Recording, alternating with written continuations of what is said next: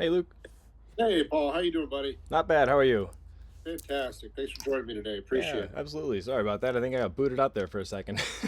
Understood the beauty of technology, You gotta love and I it. know that there's some kind of issue with the internet today, so no worries. Oh, perfect. No, that's no worries at all. In fact, I'm grateful for those problems because I happen to be in North Carolina currently, and I read the invite twice, and I was like, they have the address there. I was like, I should probably call them.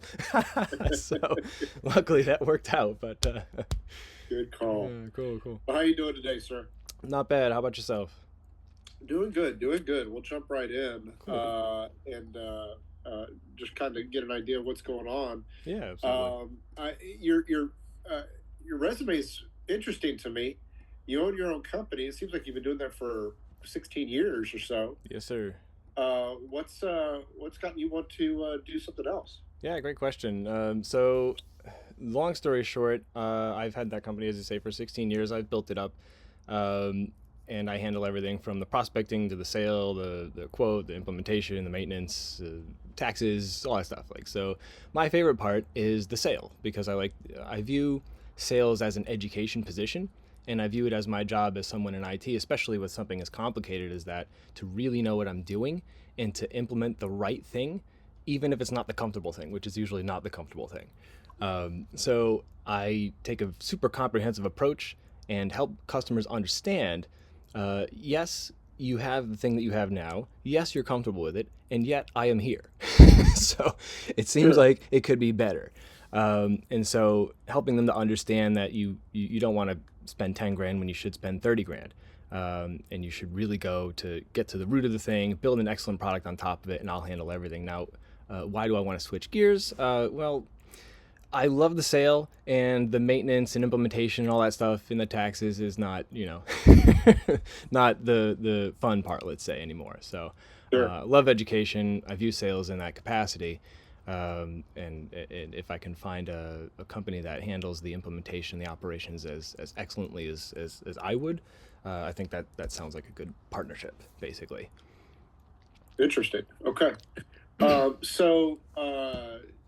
When we're looking at uh, in-home sales, Hmm.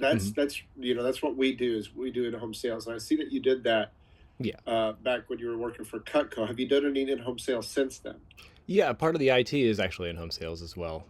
You'd have smaller clients certainly, but you'd meet them at their house, and more or less they're busy. Especially if it's like a smaller business owner, you can call them five truck chucks.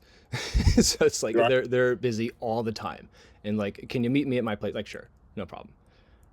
So that type of thing I've done countless times. Um, so in home at the business makes no difference to me where we're located. Okay. What do you know about Renewal by Andersen? What attracted you to the company? So, like I said, I like to. I never sell cheap stuff ever. I only go for quality, and in particular with Renewal by Andersen, they are effectively, as a window company, what I was as an IT company, which is fully integrated. You handle everything from beginning to end. If the customer has a problem, guess what? They know who to go to. Which is in comparison to Windows. Let's say you buy a Dell laptop and it runs Windows and it's got some third-party program on it, and everybody's pointing fingers at each other till you get tired and go buy an HP instead, and you're just as unhappy with it. And so it's that's one of the main problems that I solved. I took full accountability for everything. I basically told them, you're the business owner, I'm the IT guy, you're outsourcing all your IT, you don't want to think about it anyways, and no wonder it's not working right. So I'll fix everything, and if something goes wrong, you know how to yell at. It's easy. Sure. So the same thing, but with Andersen in Windows is something that's really appealing to me. And like I say, if I can be the front end of that funnel and ultimately push through to operations that are excellently implemented, and if there's a problem, we know how to fix it, and we're going to fix it, we're going to stand behind it and have a reputation behind it. We got however many thousands of 5-star reviews across the country, that kind of thing. It's all very appealing in that way. Gotcha. Gotcha. Um, and so I'm looking. One thing that you'll get to know about me if we work together is that I'm just very, very blunt. Sure. I get to the point fairly quickly. Yeah. So I'm kind of looking for your reasoning. Why do you want to work here? You mean like in Windows specifically? Well, yeah, in Windows, in the construction industry, kind of is what I'm driving at. Oh, I see. Sure. Yeah, no, I love blue collar. In fact, most of my clients were blue collar. I get along with those types of people very, very well, especially if they're business owners. I'm not, I guess you could say there's a caricature of people who are in tech. So Uh-huh. I'm not that, for sure. Very much not so. Yeah, I love blue collar. I love IT. I love helping people. I love the grassroots kind of situation. In fact, I moved to Texas in part because there's that kind of a culture there, especially in the West. But I guess Austin would be more the exception to that. But there's still definitely pockets of people who are like really awesome people and built their business from scratch, and it's like super awesome. So I love that kind of, especially the hands-on nature of it. I think it says on my resume that I went to a tech school. My first jobs, I was a mechanic. I did everything in the school. I did electrical, plumbing, HVAC. I did everything. I'm just super interested in everything, and the hands-on stuff is very appealing to me, especially doing God knows how many years of like database administration. Like, I am so tired of databases. You have no idea. So, being able to talk to people and educate them about a high quality product that can be implemented the right way and stood behind is very much appealing to me. And the particular product is not the most important thing, although I do recognize the importance for having high quality windows, but it's more like I say, I like to educate people about this is what you should go with. Don't get the $10,000 windows. They're going to depreciate to zero in 10 years as opposed to these $30,000 windows that are an asset that appreciates with the value of your house, and people know what it is, and if it breaks, you can get it fixed and it's going to work well. And so all those things are very appealing in this particular Okay. application. So I'd like to kind of drill down on the Cutco because in terms of your resume, that's the one that seems to me the most similar to what we would be doing. Okay. Tell me what you did in that environment. Oh, sure. So that was one of my earlier sales jobs.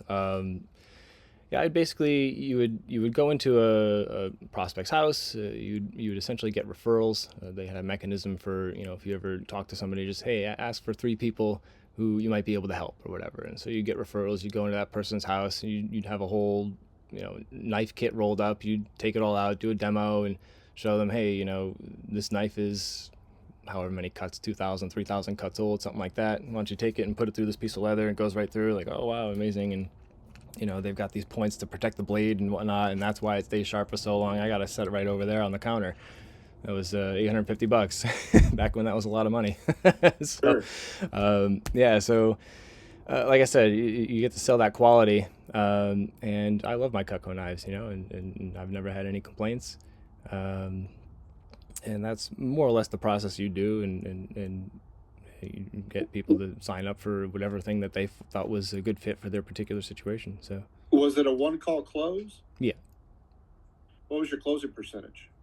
Oh, it had to be 2 out of every 3, I'd say. It was a lot. Okay, Um, it's so very high. yeah, yeah. No, Um, like I say, I think quality is contagious. I think quality is contagious. In fact, I used to okay, sell laptops at Best Buy back when I was really, really new, um, and it's probably 90% of our sales were Windows and 10% Mac, if that. And I never sold a Windows thing ever. In fact, one okay, person bought something for $700, 17-inch Dell, I think it was, brought it up for customer service. I was working CS that day, and I got to talking to her. What do you need it for? Blah blah blah. You know what? Long story short, you should probably return it and get the other one. We did that. Got a 13-inch laptop for $2,200. And she's like, "How the hell did you get me to do that?" And I was like, "Well, it's all about the quality."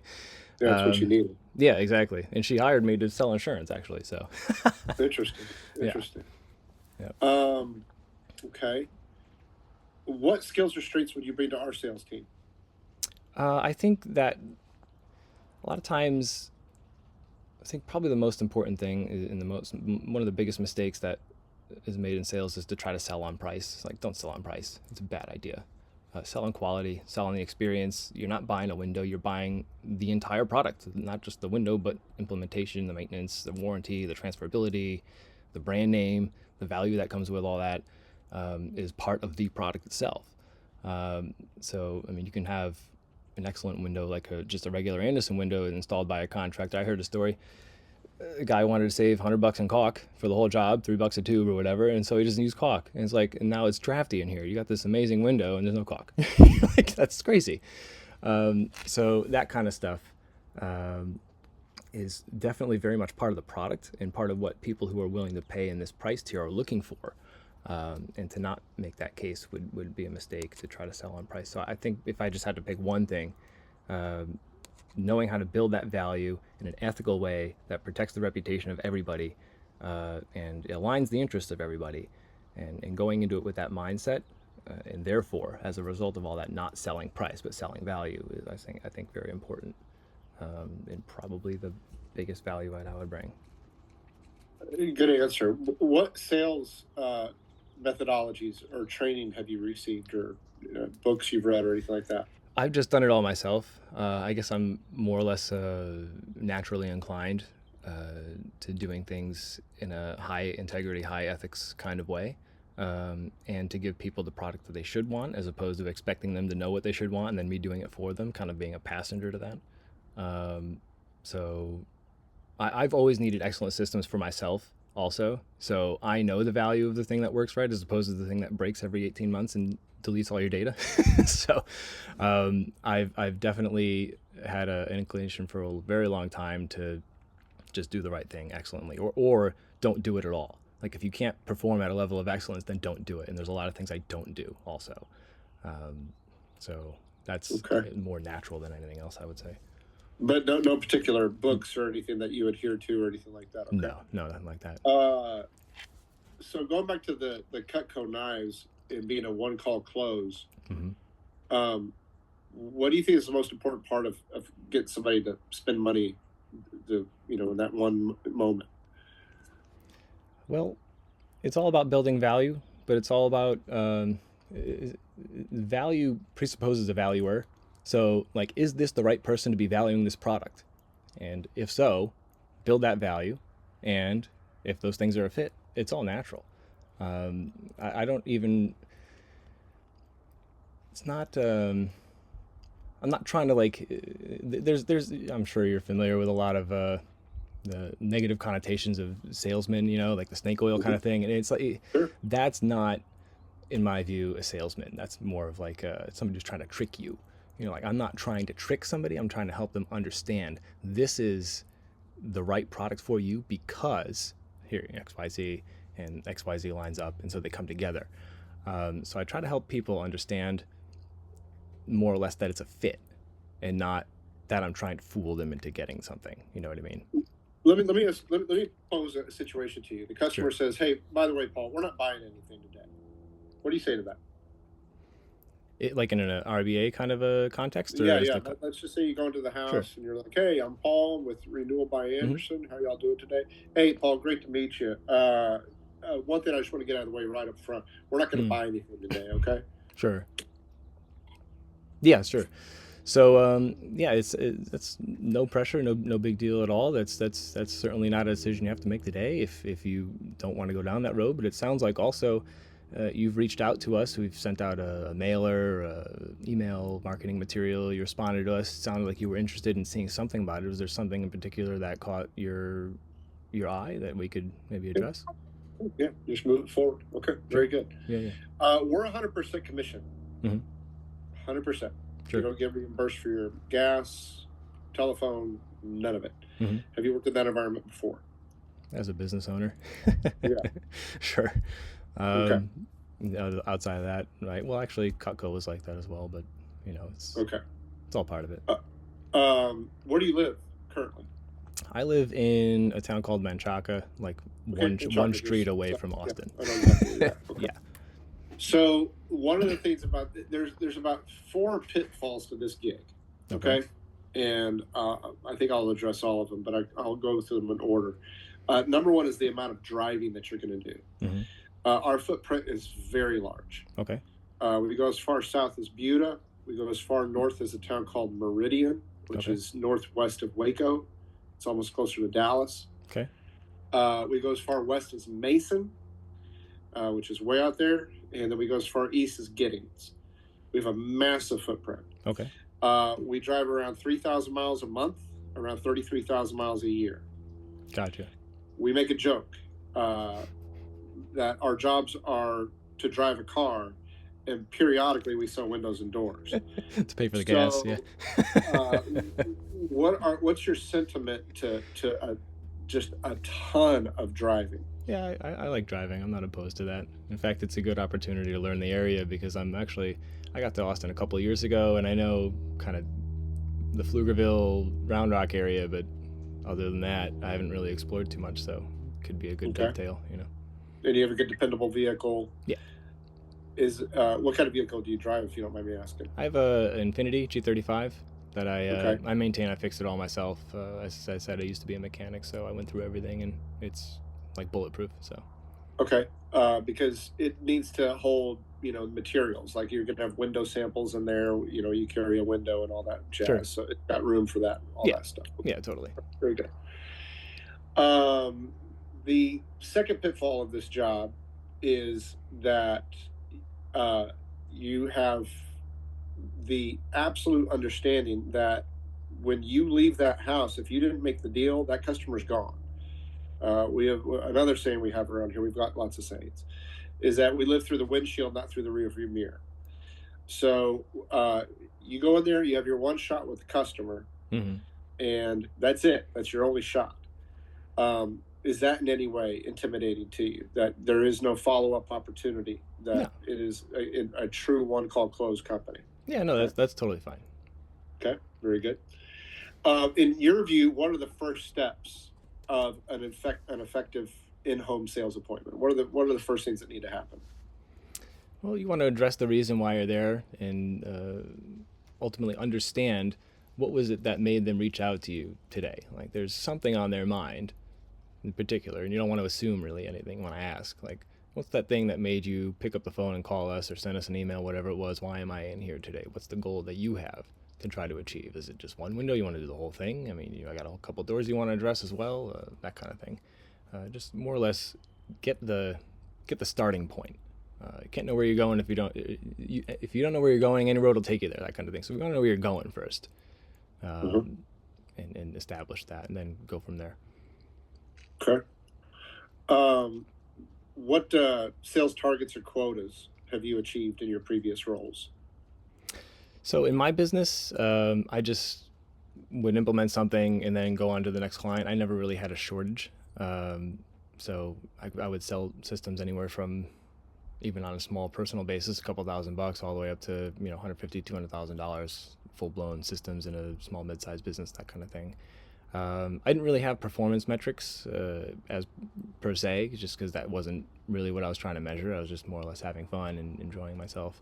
With the Cutco thing at the beginning of all that, I was really, really excellent in comparison to other people who would come and go quite frequently. So I don't remember those particular numbers off the top of my head, but they were solid, certainly. Okay. What's your expectation in terms of income with our company? So I did a little bit of research surrounding that, and it seems to be a pretty wide range. I think the job listing said 150,000 or so. I know there's someone, Jason McDuffie, is it? Jason Hmm. McDuffie? Yeah. So I think he said he cleared 300,000 10 years in a row, something like that. He was on Reddit. I was like, oh man, I gotta talk to him. I tried to send him an email or a text or something like that. see if I can get more information. This was probably 6 or 8 months ago, I'd say. Um, but yeah, no, it seems like somewhere within that range would be reasonable. Is that in No, no, line with that's your accurate. expectation? If Okay, you if you do 150, we'll probably fire you. You're not making it enough. gotcha, We anticipate you making 200,000 plus. gotcha, That's what an effective sales rep would be making. perfect. Um, How many reps do you have currently, if you mind me asking? right now we have 45. 45 in the Austin area. 45 San Antonio, Austin. Austin has 25, San Antonio has 20. Wow, Yeah, we're looking to add 6 to San Antonio and just 2 to Austin. wow, So you're that's in some stiff competition when it comes to the Austin great. area. That's awesome. Um, so we have a term around here. It's called run your business. What do you think that means? Take care of everything that you need to do in order to get your part of this operation accomplished. I would say, you know, Hmm. figure out not just your position, but how do you relate to other people, and how do you make sure those transitions hand off smoothly. Um, You mentioned referrals from Cutco. How effective are you at generating your own business? I'm, self-sufficient. I did it for almost a couple decades. You know, Okay. so Huh. Uh, do you prefer working independently or as part of a team? um,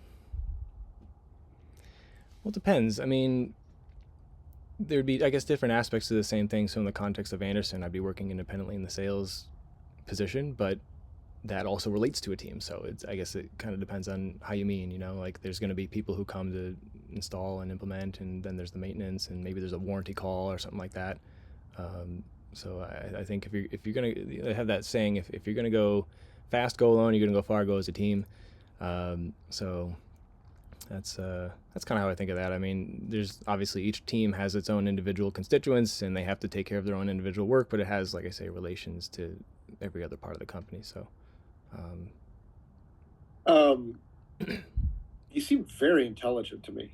What beyond the education that you have? I see you got the college education. What other development have you done, or tell me a thanks, little about your education side of things? thanks. Yeah, no. So I actually dropped out of college a few times. I ultimately ended up getting an associate's, but at the first time I dropped out, I was working 3 jobs, taking 5 courses, and I was like, something's got to give. I can get the education and the job, or I can get the college degree and the job. And so the college degree went away, and I did my own independent study. So I got fed up with. I've always loved education. I've always hated school. It really bothered me. I dropped out of school. I built my own curriculum. I learned it. I ultimately learned philosophy. I applied that to education reform, and now I understand kind of what's wrong and how to fix it in that realm. And going through all of that has given me not just a wide kind of worldview and a wide range of interests, but also a super fundamental worldview. So like, how do I get to the essence of everything? That's like philosophy is contained in everything.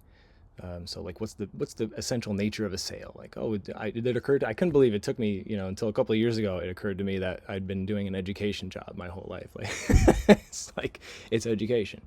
Um, and so yeah, I just kind of I have I guess a psychological necessity to just know stuff, and to engage with it, and to learn, and to grow, and to try to be the best at whatever it is that I'm doing. Um, and so I guess that kind of comes out in perhaps some unexpected ways. Um, so So, uh, tell me about a time that you had a disagree. One of the things that we have find challenging with people who have, who run their own business and things like that is that now they're going to have a boss, mhm. and you haven't had a boss for a long, long time. Tell Sure, me about a situation where you have a disagreement with the boss, and how that panned out. sure, yeah. So there's two types of disagreements in connection with that. There's fundamental disagreements where it's like we said we're going to do a warranty call, and then something happens where it would warrant a warranty call, and then we don't do it. Like, okay, this is a fundamental departure of values here, and that's just not going to be a good fit. That's how you deal with that. If there's something where it's like, I'd prefer you to take a left foot over there, and instead I put my right foot, and like, oh nope, you got to put the left foot. Like, oh okay, I'll remember that next time. And it's not really we're both going in the same direction here. It's just a matter of particularized application. So when there's fundamental value departure, it's just like you say, it's not a good fit. That's what it means. Not a good fit. It means we got different goals here, or different ways of going about it. But if there's particular methods, especially if there's I'm always in favor of talking to people who've been there and done that, who are excellent and know what it takes to be really good at a thing, and like, how do I do that? Like, what am I screwing up? Please break my ideas. So I'm not like I notice just from observation, there's a lot of times people get wrapped up with their own view, and it's like they intertwine their pride with their view, whether it's right or wrong. It's like, this is not, it's not good. Like, you need to. And one of the ways I got to the philosophy I have actually is to break every idea I had before it. I put it under the most ruthless scrutiny I could. And so if somebody else can do that for me, it saves me a lot of time and energy. So Fair. yeah. That's fair. So let me pose a scenario to you. You just sat down with a homeowner. You've been with them for 2.5 hours, Mm-hmm. And I'll be the homeowner. I want to hear your response. Paul, like everything about your window, everything looks amazing. You were great. It's just way too much money, so we're gonna have to say no. Can you email me that quote to me? Sure, we could email that quote. Now, the way it works with Andersen is there's a lot of, I believe, and correct me if I'm wrong, but there's a lot of upfront discounts that are associated with me being here on this one particular trip. Imagine if I had to come back out here, 100-mile trip, something like that, and we're all doing that all over the place, and there's a lot of second or third or fourth guessing. It costs a lot of money for the company, and so as an incentive, we do offer a lot of upfront discounts to make sure that you have every possible advantage stacked in your favor when I'm in this particular environment up front. Is there any particular reason that you're uncomfortable? Is there something that perhaps I'm missing? Is there any?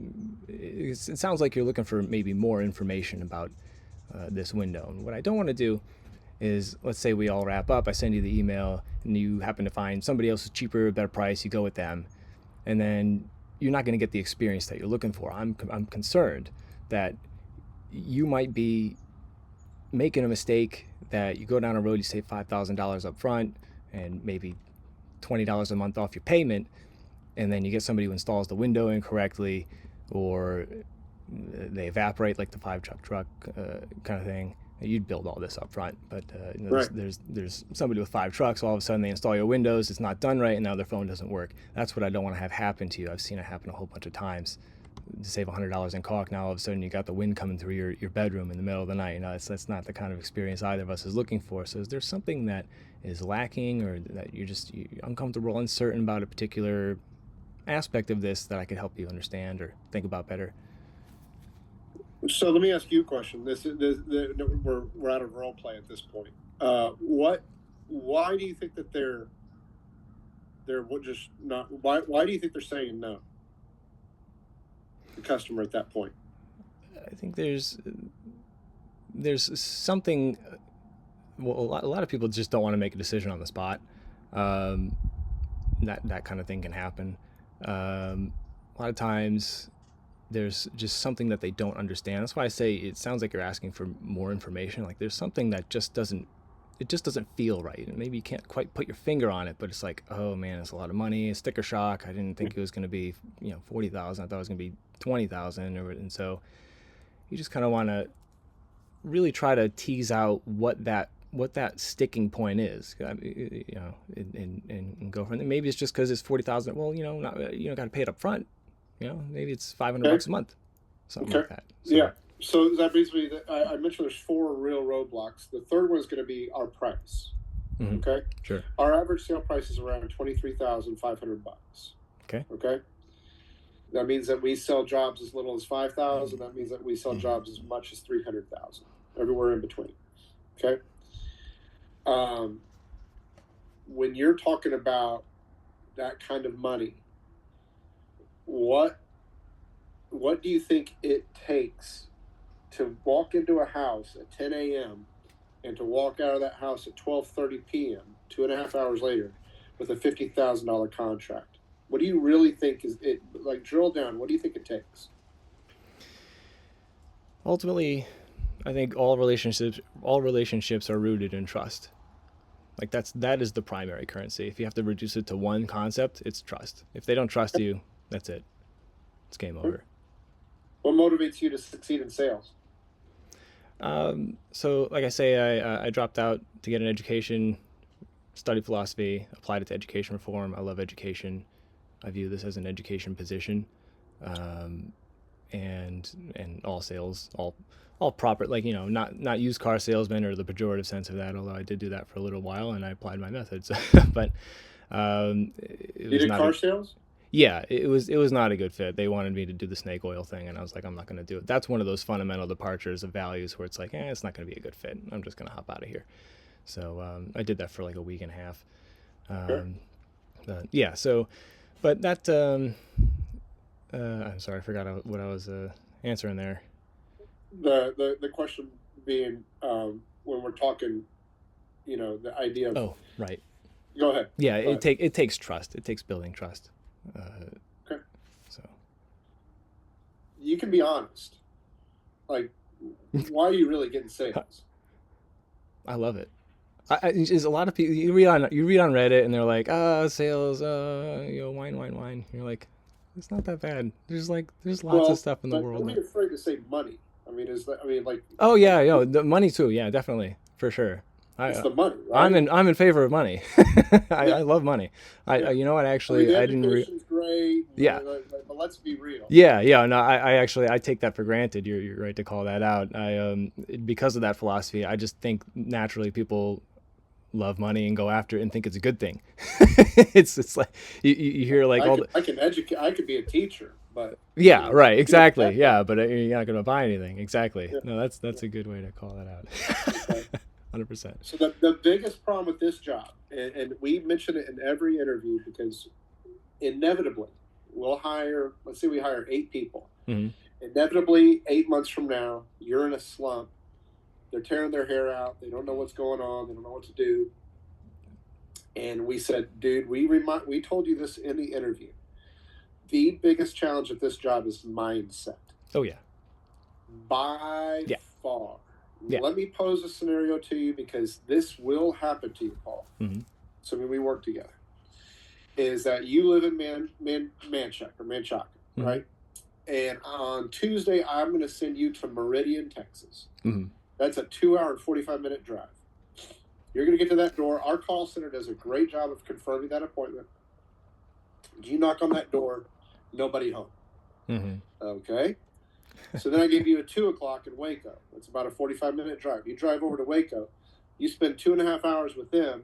They say, this all sounds great. You run their credit. They don't have a dime. They don't have a dime to their name. They have no money for deposit. They have no credit for financing. Mm-hmm. Nothing. Debt. So you didn't make any money there. Mm-hmm. Then you walk out there, like, oh, thank God. I guess I get to drive home. Nope. You walk out to your car on your phone. I give you the same day. Okay, now you got to drive 30 minutes back closer to Meridian. Okay, we're going back to where you just came from. You walk into that house at 6 o'clock at night, and the guy shows up and he says, "Oh yeah, I just want you to replace that piece of glass in that barn door out in the outhouse outside the thing." Like, well, we don't, we're a full window replacement. I don't replace glass inside of a door. If you want a new door, I'll sell you a new door. Like, no, I just need that piece of glass replaced inside the door. We're like, well, we don't do that. Like, Mm-hmm. okay, well, have a nice day. Now you got a 2 hour and 45-minute drive back home. You've driven all over Texas. You've not made a dime. In fact, you've spent money. Now, repeat the exact same scenario the next day and even a third day. Not the same places, but similar situations. My record was 13. I've walked into 13 appointments and sold nothing. Wow. That was my personal record. Wow. Okay. Yeah. How do you keep your head on straight? Well, There's all sorts of games you can play with yourself. You say one more no closer to a yes, that kind of thing. But I mean, if you zoom out, zooming out helps a lot for me. Just zoom out, like, okay, there's worse problems in the world than driving. You know, it's like just go to the next one. You know, I don't know if you have you ever seen if I can remember the name off the top of my head. It was a History Channel, I think. They took a bunch of civilians off the street and put them through Navy SEAL boot camp. Um, I'll send a link to you if you want. But No, you keep going. I get the premise. Yeah. special warfare. Yeah, let's kick the hell out of the civilians for a little while, see what happens. It's like, a lot of them quit, and this little 5'2" girl makes it all the way to, like, she was the third last to quit, like, because they had to run 40 miles straight with 80 pounds on her back, like the 225-pound guy with five Uh-huh. foot 5'9" or 5'10". So it's all mindset, like you say. It's all mindset. The problem's not that bad. Take another step. You don't tell me you can't take 80 pounds and step one more time. Like, that's the last step. Like, if I told you to put your right foot in front of the left one again, you're gonna die. Like, you're not gonna die. Just do it. So it's just do it and quit whining. Here's the thing, Paul. Because again, I'm going to be completely blunt and honest with you. You're Sure. really intriguing me here. Okay, Oh, thanks. I only need two people. All Uh-huh. right, and the reality is, I think I already found them. Uh-huh. But here's the deal: Sure. I'm interviewing today because I'm always looking to see, like, is there somebody out there that would really fit our culture and everything? Let me ask you this: what do you do for fun? For fun, I work now. um, for fun, I like to do my own independent computer work. I've been playing with server-side stuff lately. I also watch a bunch of YouTube videos just to kind of keep educated, particularly as it pertains to technology and scientific development. Is very important for my other interest, which is investing. I'm really excellent at investing. One of the ways the way I get an enormous edge investing is you figure out what's going to happen before other people do, and then you just put your money into that company that's going to make that happen, and it's like crazy. Like, you make 100 times your money in 10 years. It's ridiculous. It's just easy. But you have to know kind of things before other people do and integrate it in a way that will actually happen before they do. And so I like to spend time figuring out kind of the future. And I don't know if you've looked into, like, humanoid robots. Have you ever seen those? Yeah. It's like nutty. Like, the ones in China are doing kung fu. It's like Yeah. it's like nuts. So I like to keep interested in that kind of stuff, and I like to drive. Actually, that kind of lines up. Um, yeah, Okay. that kind of Okay. stuff. Um, But, yeah, all right. Uh, yeah, you're very intriguing to me. You really are. thanks. In a good way. Um, so I here's the deal. We only need two. hmm I've already found the two, hmm but I told him, like, if I could find another two, then we'll bring them on, because I need pairs so that you can role play. We always want even numbers so that you have a partner that you can role play with during the That's training aspect of things. that's awesome. Really good idea. So I find you a little bit fascinating. You remind me of is another rep that we have down in San Antonio. His name is Scott Owens. He sold he sold $5 million this year. He's going to make $500,000, Wow. more than I make. And he's very much, forgive me for saying this, I say this with all due respect and love, he's a bit of a nerd like yourself. I like nerds. And it works very, very well for him. Uh-huh. And he's been extremely successful. His on ramp was a bit tough. hmm It was. He kind of struggled for the first 8 months or so. Is he Because super really analytical? he hadn't found the path to make it click in his head, Yeah. because he is so cerebral in the way that he does things. But once he found his path, he nailed it, and he's extremely successful. Wow. Um, So he's like a super analytical type. extremely, Yeah. extremely. That And is a difficult hurdle once in he found sales. You're that right. angle that worked for him, he did really well with it. It took me a while to get decent at sales in my job. That's why I had a couple of other jobs concurrently. Like I had, it's a very conscious effort to Yeah, know those methods and to develop what you need to do or say. Like I know I have the best stuff, but they don't. right. So sounds Well, like so you're you bring up similar. a good question. Let me ask you this one more question. Mm. I our product. Okay, so a vinyl window, which is what we sell against, and we don't sell against it based on quality. We sell against it based upon price. Mm-hmm. Okay, our windows cost around $3,000 a piece. Mm-hmm. Okay, you get a plastic window for $1,500, trim, finish, and install, literally half the price. Yeah. And you're going to constantly. That is your challenge. That's what you're pitching against? Yeah. Is a product that is half the price, that for all intents and purposes does exactly the same job, Right. but it doesn't do it nearly as well. Right. Exactly. What is your response to the customer that says, Paul, that's great stuff, but you just quoted me 30 grand. I get this stuff for 15. You get something for 15. Yeah. So there's a couple things in connection with that. It sounds like a price sensitivity. So at that point, we've got financing, and it's not. Let's say we said it was 15,000 in this particular, or no, 1,500, whatever it was, 15,000 versus 30,000. Yeah. 30 grand. The competition's 15,000. Sure. Yeah. So first of all, you're not going to pay that all up front. Second of all, if you look at the expenses the 15,000 one is going to generate, let's say your heating and your cooling costs, I mean, it's literally going right out the window, isn't it? So the amount of money that you would save in your heating and cooling bill could be put towards this quote unquote more expensive window. But the other side of that is that in 10 years, those $15,000 windows are going to depreciate to zero because they're going to be broken or stuck, or they don't even work right while you got them in the middle.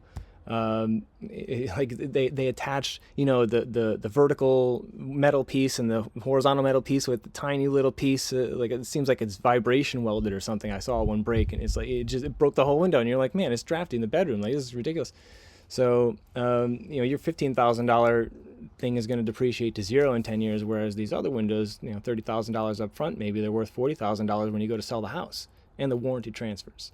So you're looking to make $10,000 and you want to write it off to 15, then the new people got to come in and buy their own windows, or you got to figure it out how to get it. Well, you'll have another train of people coming to sell you windows in 10 years. How's that sound? That kind of, you dress it up obviously, but okay. Okay. Yeah. Where do you see yourself in 5 years? In 5 years, man, it'd be really good to be really successful at just focusing on the sale. Like I said, it is my favorite. It is my favorite portion of the customer life cycle. Not that I hated implementation and maintenance, but it was it was the kid in the airplane kicking the back of the seat. Like you got to do it. Kind of like IT is for the business owner. So I was just willing to do it, but I did like the sale the most, and it would be great to be successful at it. And I do love Austin. Sounds like I should move to San Antonio though, but Not necessarily. No, Austin's great. Yeah, We should some killers. I meant to talk to what's his name, Owen. Scott Owens. Scott Owens, yeah. Go hang out with him for a little while. You and he would make quite the pair. Seems like. So if it came down to you and somebody else, what makes you the right fit? Well, I at least in my experience, people don't look at the world the way I do, and that is inclusive of sales. Like they're typically selling on price. They get all kind of internally knotted up about the $15,000 versus $30,000 thing, and it's like, well, that's just part of it. I could sell you a $500 car. Like, you spent a lot of money on the car in the driveway, didn't you? Like, but you don't want that car. You don't want that window either. So. I think it's kind of like, I guess, second nature at this point to build value, and I've sold expensive IT systems. I mean, windows are simple. Think of it that way. $300,000 of windows, but it's simple. It's a window, versus like this massive server stack that, like, if I explained it to you, it's like I don't, you might as well be saying complete gobbledygook. Like it could be just syllables at this point. It's just. And getting that to work right is a high stress situation. So this is I think easier. from that perspective, from the standpoint of product complexity. People can understand a window that opens and closes the right way and goes up with the value of the house. It's very difficult for them to understand a server stack or something, or implementing 50 different endpoints into their business and the security that surrounds it and all that. So it's that is a business, by the way, that ultimately boils down to trust. That's like the epitome of what I was talking about. They are not making that decision based on your server architecture. It's like they're like, dude, does this guy know what he's talking about or not? And do I Let me trust ask you. him? Okay, so let me ask you another question that just came to mind while you were talking. Sure. Okay, because again, you come off very intelligent. Okay, Thanks. Well, hold on. Yeah, it's a double-edged sword. You're going to be talking to some yokels. Sure. You're going to be talking to some very stupid people. Sure. That's just the way it is. Mm-hmm. Okay. Yeah. And I'm just, like I said, I just call it. That's like you're going to talk to all forms and fashions of people. You don't want to come off as too smart. Right. It's insulting. Because now they feel like, oh, well, no, he's the wheeler dealer, smarter than me, holier than thou. Yeah. Are you capable of dumbing yourself down a bit to get on their level to make them feel comfortable talking to you? Totally. And are you familiar with the concept of emotional intelligence? Yeah. Have you heard the phrase before? I've heard of emotions before. Okay. So tell me how. Slow it down for me. Sure. Give me a 30-second window pitch to an idiot. Oh, sure. Okay. I guess, do we want to start at the beginning? Like, walk in there. Just sell me on the quality of Renewal by Andersen. Oh, sure. Yeah. Okay. So. But remember, Paul, I'm dumb. Simple. Right.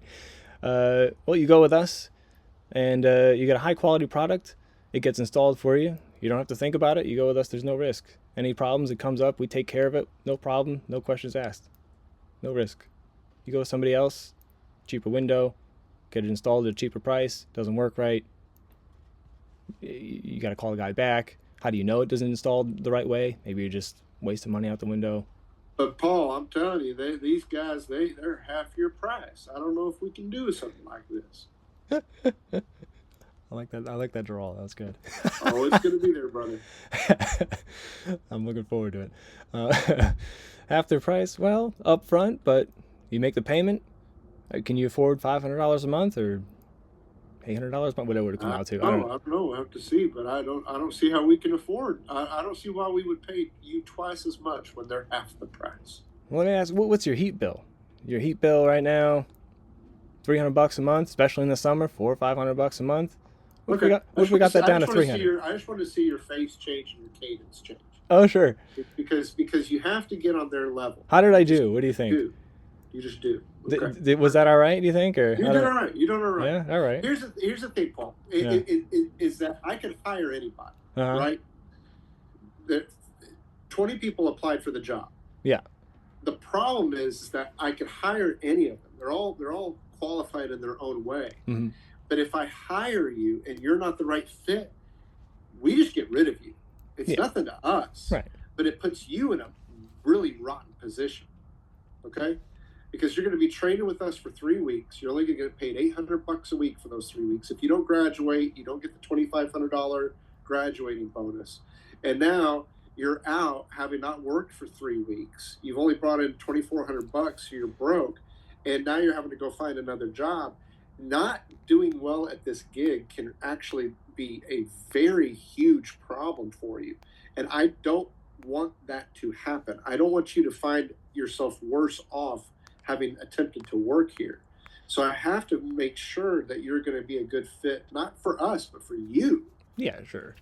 And the pie in the sky, I can make $300,000 a year. Well, all that's true. Mm-hmm. But the reality is that if you don't, then you could sometimes end up worse than where you started. So I have to kind of put you through the ringer because this is all real. You're going to be doing a ton of driving. It's a one-call close, 100% commission only. Mm-hmm. And you've got to sell to every form and fashion of people. Mm-hmm. From the people who don't have a pot to piss in or a window to throw it out of to multimillionaires who got all that money because they didn't spend a dime. Uh-huh. You have to be able to try to sell them all. Yeah. And I want you to recognize that this is the ultimate proving ground in sales. Whatever type of sales you ever did before, it does not matter. We've talked to real estate agents who've sold $10 million houses to car salesmen to roofing salesmen to everything in every facet. And every single one of them has come up to us after a year and said, this is the hardest selling gig there is on the planet. Wow. Because you are selling to a customer who is probably not expecting to buy anything that day, Mm-hmm. B, a very high priced product, Mm-hmm. and C, on their turf, in their house, within a very short amount of time. So it is a difficult sales job. That being said, if you can do it, it's extremely lucrative. Mm-hmm. And people rarely quit. In fact, nobody quits. Nobody quits here unless they are not selling. That's Right. the only time anybody has ever quit this job, is because they're not making the money. Wow. They're not good at it. Yeah. And that's my job, is to try to filter out, can you do it? Sure. And if you can, it's great. If you can't, it sucks. Sure. Yeah, no, So, I have no problem not making money for a few weeks or whatever while you get your feet under you. That's, like I say before, that's, and maybe I'm like the exception to this rule, but it's just that's a tiny little insignificant problem. It's like, I, that's you put your just take another step. Don't tell me you can't put your right foot in front of your left again. You know, just keep doing the work the process, and you know, I would imagine, because you say there's training and whatnot. I'm sure there's all sorts of methods and scenarios and role playing and trainings that you guys oh, put tons, on. Yes, tons. Yeah, yeah. that's all part of it. You know, that's all part of it. And so All right, you guys last know what question I works. have for you is that we record all of our appointments. We use a program called Rilla. Rilla, okay. When you walk into the house, you say, we record all of our appointments for customer satisfaction. Mm-hmm. And if they say yes, you hit record. If they say no, you don't. Okay. But 99% of people say no problem. You hit record. The entire appointment is recorded. Mm-hmm. It is uploaded into a cloud. Mm-hmm. Then it's transcribed using AI. Yep. And then that program, because of that AI and that transcription, we as sales managers and you as PCs can go into that program, and you can ask it questions using AI. You can ask it, what did I do right? What did I do wrong? Did I price condition effectively? What did I miss? What did I do too much of? What is my talk ratio versus the customer's talk ratio? You know, did I talk 95% of the appointment and the customer never got a word in edgewise? Mm-hmm. Or did the customer lead the appointment and I was sitting there just, you know, like a deer in the headlights, and I wasn't very effective? Do you have any problem at all with your appointments being recorded and transcribed using AI? No, that's super smart. I was actually wondering if there was something like that.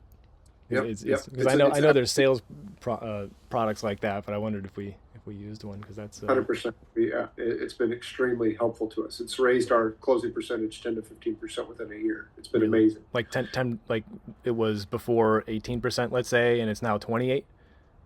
Before it was, well, I'm going to say for the best reps that we have, it raised them to like a 33 to a 40. Wow. And then, but our lower reps, it raised them from a 15 to a 25. So It's been extremely effective. That's incredible. Because they know that, hey, I mean, you call it Big Brother or whatever, but the reality is that these leads aren't cheap. Right. It's very expensive to get to someone's house. Sure. And marketing stuff. And that's all part of the window cost too. It's, yeah. like, we got to show up here. If I sold you $10,000 cheaper window, I wouldn't be here, and you wouldn't get the experience you're looking for. So. All right, Paul. So here's my question to you: if I don't pick you for this round and I push you to mid-year, because here's the thing. Like I said, I'm very intrigued by you, and I'm leaning towards wanting to hire you on. But now I got to find your partner. I got to find another one, and I've got two more interviews today and 2 more on Thursday. If I can't find your partner, then I'm going to have to kick you to mid-year. Is that going to hurt your feelings? Do you have something to do between now and then? No, my feelings are fine. Don't worry about that. Okay. Although I do wonder, you did mention Scott Owens. I wonder if it makes sense for me to partner up with him. I don't know if it's even remotely. Here. What's that? He's already here. I'm talking about during the training portion. Oh, so you train with people who are not in the field? Is that right? Well, I'm talking about when we bring you into train in January. Mm-hmm. I want to have an even number, because you're going to need to have somebody I can just pair you with, so that if I teach you today about Windows, that night you could get with your pal and y'all could role play what you learned that day. I see. So that when you come in the next morning, we're not starting over. Like we want you, we train you during the day, you role play at night. And the next day you train during the day and you role play at night. And we just build and build and build and build until by the end of the 3 weeks, you're ready to go. Right. We've got you ready to throw you out there in the field and see if you can sell some windows and doors. Gotcha. So I need you with a training partner in the initial training, not in the field, not as a mentor type of situation. Gotcha. So yeah, I wouldn't part you with Scott Owens until you're actually, but you would be a great mentor, or he would be a great mentor to your brain. Would line up nicely. I'm confident of that. But my point being is that if we push this down the line to mid-year, would you still be interested in the gig, or would you have already moved on to another opportunity? Feel free to be honest. That you may be moving on. That's fine. I understand. Yeah, sure. No, I mean, you're not gonna hurt my feelings. If it's not a good fit, it's not a good fit. It might just be a timing issue. I wouldn't say it's not a good fit. A fit by the standard of time. It seems like there's a good culture fit here, but if there's just the timing's wrong, like that can happen. Worst case scenario. I'm also interested in HVAC. And I got a couple people I'm talking to just for HVAC sales.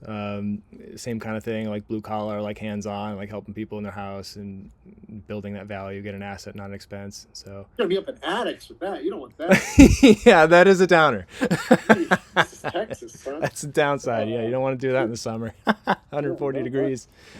Okay.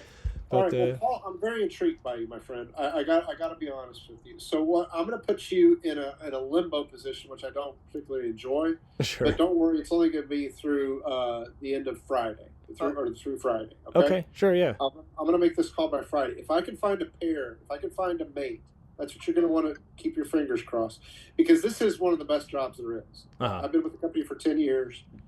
People don't quit. It's the income potential is unlimited, literally. Yeah. I got to be honest with you. I was not impressed by your resume in terms of what I saw, what you've been doing recently. But then I scrolled down, I saw the Cutco, and that really perked my ears up. That was, made me think twice about it. And then hearing you speak, I think you're very intelligent and well-spoken, and I think you got something to offer. So. Let me see if I can find somebody to pair you up with, and you'll know by Friday whether or not that's the case. If not, I'd like to definitely put you in my first consideration for the next sales class, which would be mid-year, and I would have Yaz reach out to you when that gets started up. And even if you did go over to HVAC, dude, you should really consider jumping back over here, because like I said, you're not going to have to do any kind of attic inspections just in time for the summer. In this line of work, which would be huge. Yeah, absolutely. Good interview, man. Thanks. Like I said, I'm intrigued. Yeah, it was nice talking with you too. Let me see if I can find you a pair. Yaz will be in touch with you. She'll let you know one way or the other what's going on. And if you have any questions, reach out to her. Sure. Do you have any other questions for me? Please hit me with questions, please. Sure, yeah. It sounds like you were in the field for a little while there. 8.5 years. 8.5 years, yeah. So I guess there would be lots of techniques and tips that you'd have that worked out, and here's what leads to success, here's what doesn't. I'm curious about your experience. We don't make money unless you make money. Mm-hmm. That's simple. So we want you to make a lot of money. I want you to be rich. And people laugh. They always laugh at that, but I'm being 1,000% serious. Me too. I want you to be wealthy, because if you're wealthy, I'm doing great. We have an annual trip that we'll send you on. If you're selling well, we'll send you to a 5-day trip to Mexico, all expenses paid, to a 5-star resort, you and a partner of your choosing, and that's awesome. We incentivize you to generate your own opportunities. We pay you well. There's bonus tiers that you're able to get. Like I said, Scott Owens is going to make $500,000 this year. And the number one rep in the country, she lives in Nevada. She's going to make $600,000 this year. Wow. So just crazy money. That's next level. We will coach the hell out of you until we can't coach you anymore, and see what you're made of. That's awesome. What else? What other questions you got? That's really cool. I was wondering, just thinking about this beforehand, like let's say you're a customer, we get the thing sold, and then something happens down the line, needs like a warranty, or maybe it was installed incorrectly or whatever. Does that kind of thing happen, and how do we handle it more or less? Like, It happens all the time. It's construction. yeah. Things happen. Things happen. We have one of the most robust, if not the most robust, installation and service teams in the industry. We have one of the most comprehensive warranties in the industry. It is not a lifetime warranty on the window, but it is a lifetime warranty on the installation of the window. Okay. So if they should experience some type of installation issue, 20 years from now, we'll come and take care of it for them. It's 20 years on the window, right? And then lifetime on. It's 20 years on the window and 20 lifetime. years on the window, Yeah. lifetime on the installation. That's correct. Yeah, right. So that's perfect. I mean, it's manufacturing defect sits in the sun. Maybe something happens 30, 40 years down the road or whatever, but the installation itself should be right from day one, and it should be right Absolutely. on day 40. So, or and, 40. and honestly, again, me being transparent with you, the lifetime warranty on the installation just sounds good. If the window's not installed right, you're going to figure that out within about 6 months. Yeah. It's not going to take you 20 years to figure out the window wasn't installed right. Right. It's drafty in here. But yeah, exactly. like the first cold frame, you'd be like, hey, that window moved. Right. Okay. Yeah. So, okay, well, we need to reinstall that. Right. But we take care of that 100% for the customer. Right. Our reputation is second to none. Yeah, exactly. That's everything. It's the same thing with HVAC, same thing with IT. I mean, like, my reputation is everything, so it's one of the things I would say, like, you go with me, do what we need to do. I do my part, you do your part. There's no risk. That's it. Like, just, right. You don't have to think about it. You don't want to think about it anyways. Let me do it for you. Go with me. There's no risk. You know who's accountable. So it sounds like it's the same situation. Yep. No, my phrase was always, I don't sell a $3,000 window. I sell a $3,000 window experience. Exactly. Yep. Yeah. Totally. 100%. Awesome. What else? What other questions? That's more or less, you answered another question that I had there, which is, do we